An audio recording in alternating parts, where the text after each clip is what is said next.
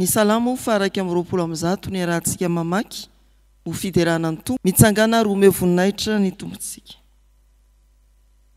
Salamo faraka amin'ny 20. Manopy ny masoko amin'ny tendrombohitra aho, avy aiza ny famonjena? Ny famonjena dia avy amin'ny Jehovah mpanao ny lanitra sy ny tany. Tsy mba havelany angozozo ane ny tongotrao, tsy ho rendrena ane ny mpiaro anao. Indro tsy matory na rendrena ny mpiaro ny Israely. Jehovah ny mpiaro anao, Jehovah ny fialofanao amin'ny ankavananao. Ny masoandro tsy mba hamely anao noho ny andro, na ny volana noho ny alina. Jehovah iaro anao amin'ny ratsy rehetra, eny aro ny fanahinao izy. Jehovah iaro anao na mivoaka na miditra, hatramin'izao ka ho mandrakizay. Amen. Hivavaka isika miombona amin'izao ora sy fotoana izao zay Andriamanitra, ary faly indrindra tafahoana aminao mahita ny voninahitrao eto amin'ity toerana ity. Faly koa raha nofoazinao tao anatin'ny torimaso saritsary ny fahafatesana, ka novelominao indray. Tsy aina fehaina ihany, fa tena fiainana vaovao ao amin'ny Kristy, noho izany famindramponao izany. Kanefa eto amin'izao fivoriana izao, dia aoka ho amasinina sy ho amarinina ny tsirairay, mba ho feo iray ary amboaran-tokana ho amin'ny fiderananao itony fotoana itony. Mangetaetanao koa izahay raha tonga eto ankehitriny, ka irao re ny fanahy masina, mba hitarika anay amin'ny famakina ny teninao, amin'ny fiainona ny afatrao, ampiorina anay hatrany amin'ny finoana, ary anaranay ny amin'ny famorinao ny vokatra ho amin'ny fanjakanao. Amin'ny anaranao Jesosy no manonanay ny vavaka. Amen. Amaky ny soratra masina isika ny Isaia 9:20 manomboka eo amin'ny 9:20 hatramin'ny farany. Isaia 9:20 9:20 hatramin'ny 4:20. Amin'ny anaran'ny Tompo, fa izao dia amaly ny asany sy ny heviny, ho avy ny amorina ny jentilisa rehetra sy ny samihafa fiteny, dia ho avy ireo ka ahita ny voninahitro.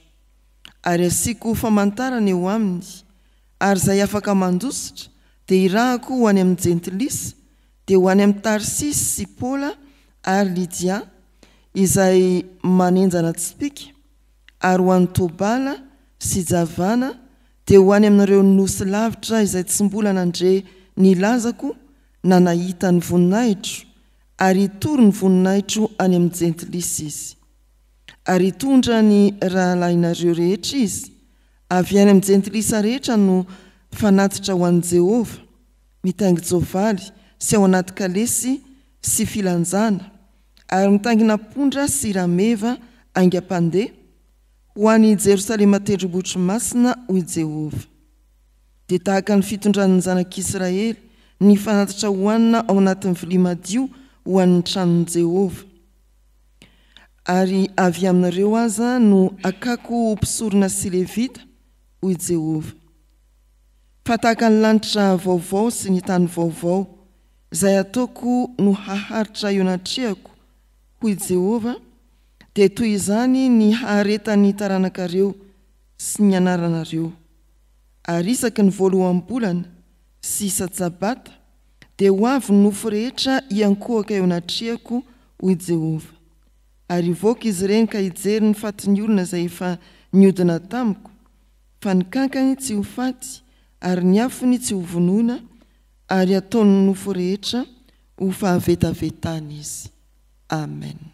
Ray masino, manamasinana anay amin'ny fahamarinana, ny teninao ny fahamarinana. Amen. Dia mbola hitombo ao anatsika ny riavana ny asa ny fahasoavan'Andriamanitra, ampitombo koa ny finoantsika amin'izao fianona ny afatr'Andriamanitra izao. Isaia 9:20 hatramin'ny 5:20 miverina manoloana antsika indray ny anjara perikopa ao amin'ny testameta taloha, ny alahady lasa teo. Tamin'izany dia ny 9:20 ny arahantsika nanafarantsika tamin'ny hoe mamory vokatra ho an'ny tompo ahoana ilay izy vokatra tena izy ny faharoa vokatra tsy ankifidy ary vokatra mahita ny voninahitr'Andriamanitra eto kosa dia hianatra ao amin'Andriamanitra isika raha ny tompo no mampitondra teny an'Isaia mpaminany milaza ny amory an'izao tontolo izao iankohaka eo anatrehany ahoana ny fombany na ny ataony amin'izany famoriana vokatra ho tonga iankohaka eo anatrehany izany ny amin'ny 7:20 mantsy tena misy ny zava-kendren'ny tompo amin'ity famoriana vokatra ambarany Isaia mpaminany ity Andriamanitra dia mamory ny fiainana rehetra ho amin'ny voninahiny miaina vanim-potoana atao hoe anamariana fisaratsarana isika fisaratsarana ny firenena miteraka ady fisaratsarana eny amin'ny fiarahamonina no ny saranga tsy mitovy eny fisaratsarana eo anivon'ny fiangonana no ny fampianarana samihafa fa amin'izany Andriamanitra no mbola mampandrehantsika indray ity faminaniana ity ka te hiainga eo amin'izay zava-misy fiainananjakany misaratsarana izay ho tonga amin'ny famoriana olona iankohaka eo anatrehany hoy ny 9:20 fa izao dia amaly ny asany sy ny heviny midika koa hoe fantatro ny asany sy ny heritreriny ka hanangona ny firenena rehetra samy hafa fiteny riavana malala rehetra amin'ny tompo ny fomba entin'Andriamanitra mamory ny vokatra hitantsika eo amin'ny 9:20 hatrany amin'ny 9:20 ahoana ary zany eo amin'ny 9:20 dia milaza ny tompo milaza ny zava-misy sy fantany eo amin'ny vahoakany izy eo amin'izao tontolo izao izy dia nijentilisa rehetra miainga amin'ny fahafantarany ny zava-misy ny famoriany ny vokatra miainga amin'ny zavatra fantany izy ary ny faharoa mazava ny kendreny vokatra atraiza voafetra ve mamory vokatra Andriamanitra miainga eo amin'ny zava-misy ary vokatra tsy voafetra ny jentilisa rehetra sy ny samihafa fiteny inona koa no ataon'Andriamanitra mitady mpiara-miasa izy eo amin'ny 9:20 hatrany amin'ny 9:20 ireo olona nahita ny voninahitra ho izy dia irako ka itety ireo tany samihafa misy anara-tany samihafa voatanisa atao anatin'ny 9:20 hatramin'ny 1:20 ary eny ny 1:20 dia ambarany hoe avy amin'ireo aza no angalako mpisorona sy levita izany lay Andriamanitra mamory vokatra ry havana miainga amin'ny zavatra misy sy ny fantany izy ary mikendry ny rehetra fa tsy santionantionany tsy hoe angalana isan'isany avy ny karazan'olona ny karazan'ny fokom-pirenena fa ny kendreny dia izao rehetra izao ny manaraka mitady sy manendry mpiara-miasa izy hitety ny tanàna sy ny firenena ary ny vohitra izay ny fombany raha mamory ny vokatra izy ravana malala rehetra amin'ny tompo rehefa hamory vokatra isika ndia hianatra ao amin'Andriamanitra inona ny zava-misy eo amin'ny ankonanao fantatrao ve ny zava-misy marina momba ny vadinao momba ny zanakao voalohany na faharoa arak'izay isany eo izy amin'izy ireo ny tianao ho voriana ka aterina ho amboara ho an'ny tompo tsy mifidy fa izy rehetra mba ho toa aminao koa ny teny manao hoe rehefa iaona amin'ny tompo ianao manao hoe indreto izao sy ireo zaza nomenao aho. Raha moro vokatra eo anivon'ny fiangonana isika, inona ny zava-misy eo amin'ny fiangonana na eo amin'ny sampana misy ianao, izy amin'ireo no tena kendrenao ho vokatra tena izy rehetra. Raha moro vokatra eny amin'ny fiarahamonina isika, manahoana ny fiarahamonina misy atsika? Atraizan'ny fiarahamonina ho andiananao hamoro ny vokatra izy rehetra. Fantaro ny havana ny manodidina antsika raha moro vokatra ho an'ny tompo isika, ary kendreo izay ahazahoana azy rehetra. Aza mifidifidy hoe ireo tsara fanahy ihany, na aza mifidifidy hoe le ankizy fa reny mora hitoriana, ny tanora sarotsarotra, ny zokiolona koa efa tao amina fotsiny miandry sisa. Tsy fidy tany malemy anorenam-pangady isika raha moro vokatra ho an'ny tompo, fa ikendry ny rehetra. Ary aza miolonolona na mieritreritra havita irery. Andriamanitra aza rehefa nahazo olona dia nitady mpiara-miasa taminy.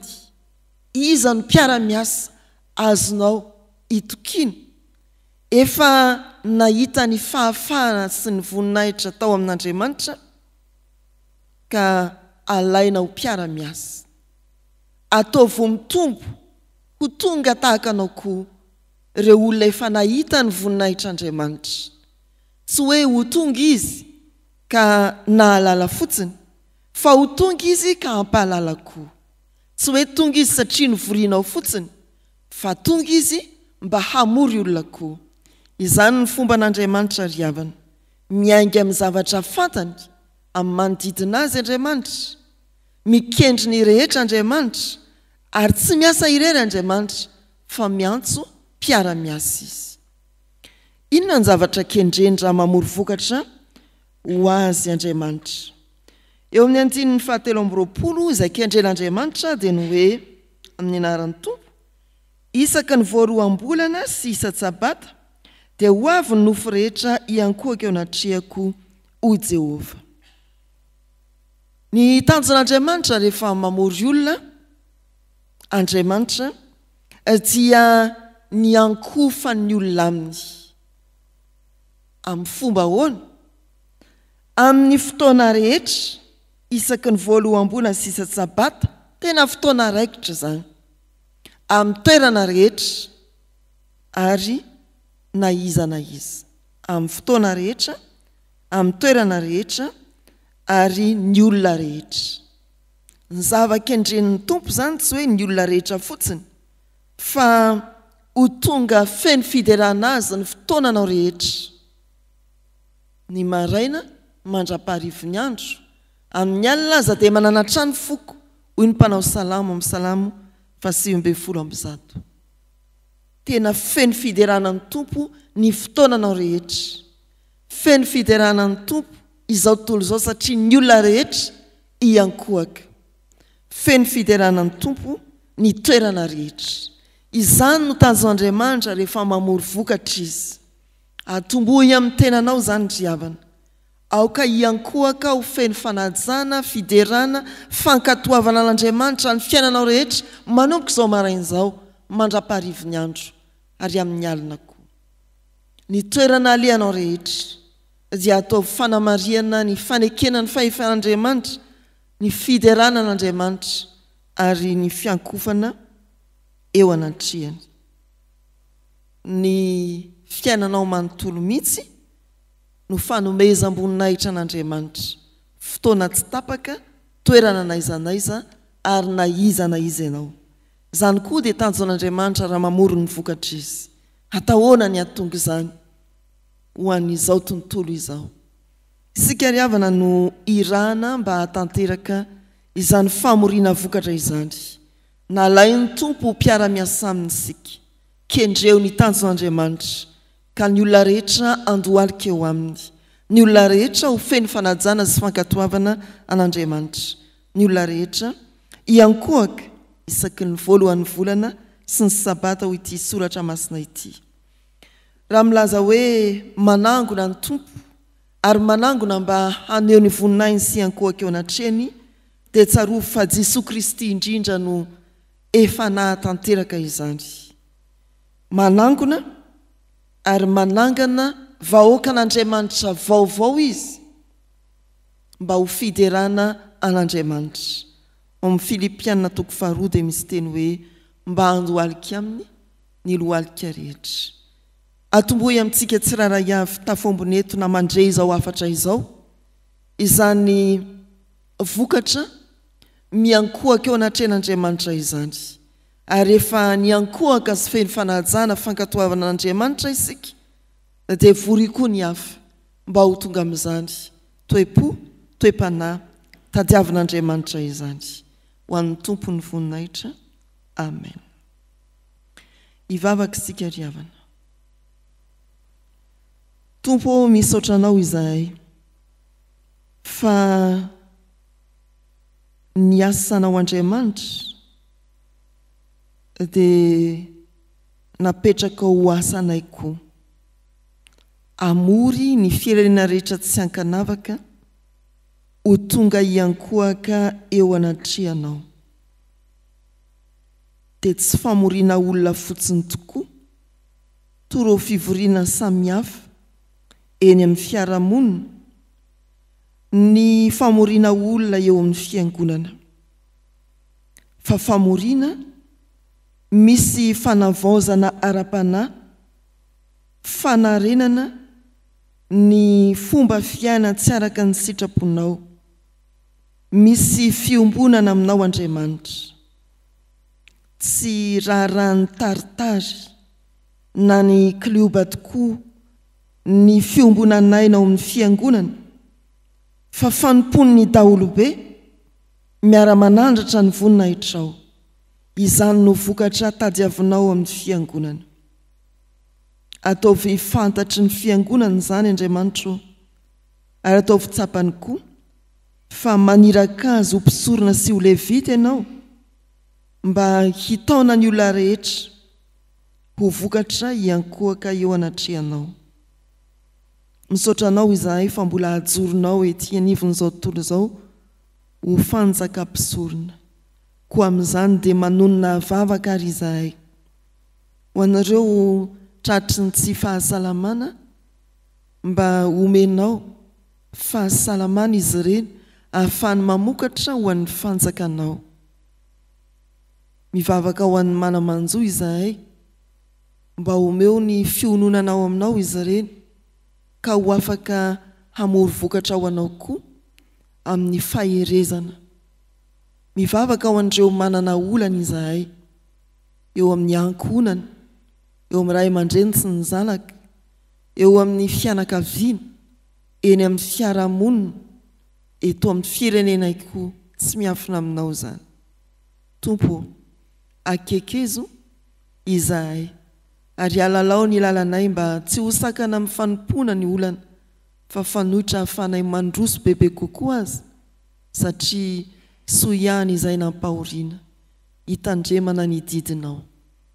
Mivavaka aminao izay Andriamanitra amin'ireo raharaha maro mitranga eny amin'ny fiarahamonina, ny fahamaizana mitranga sy miseho eto amin'ity nosina ity, na eto an-drenivohitra na any amin'ny faritany, ireo rava fananana, ireo mety namoiavana noho izany voina izany Andriamanitra, ataovy mionona ao aminao ary vonina hiarina ao aminay lay tompony fiainanay.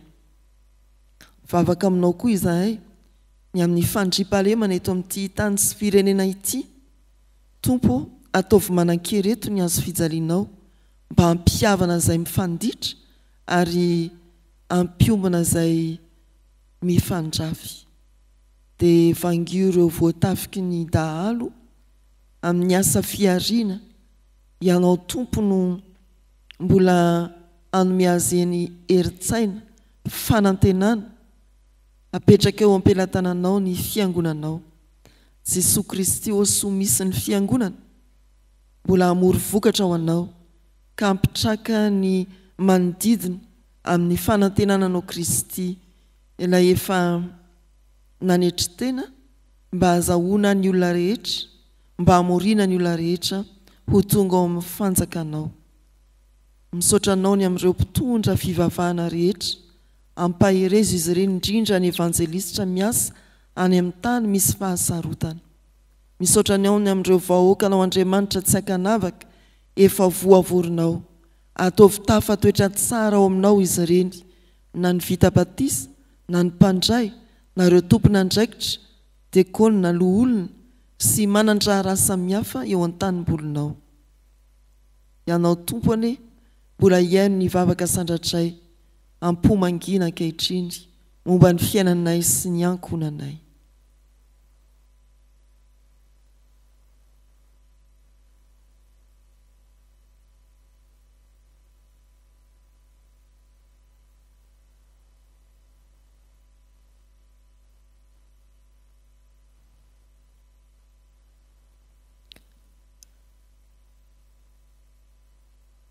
Rainay izay ny an-danitra, mamasinina ane ny anaranao, ho tonga ane ny fanjakanao, atao ane ny sitraponao ety an-tany ho taky ny an-danitra. Meo anay anio izay anona sahaza ho anay, ary mamela ny elokay taky ny namelanay izay meloka taminay, aza mitondra anay amin'ny fakapanahy, manafahanay amin'ny ratsy. Anao ny fanjakana sy ny hery, ary ny voninahitra mandrakizay. Amen. Raha iso amin'ny fahatokiana ho tanteraka aminareo ny tsodranotononona amin'ny anaran'ny Tompo. Fiadanana ane ho an'ny rahalahy ary fitiavana mba amin'ny finoana, ny fahasoavana ane ho an'izay rehetra tian'i Jesosy Kristy Tompontsika amin'ny fitiavana tsy mety levona. Amen.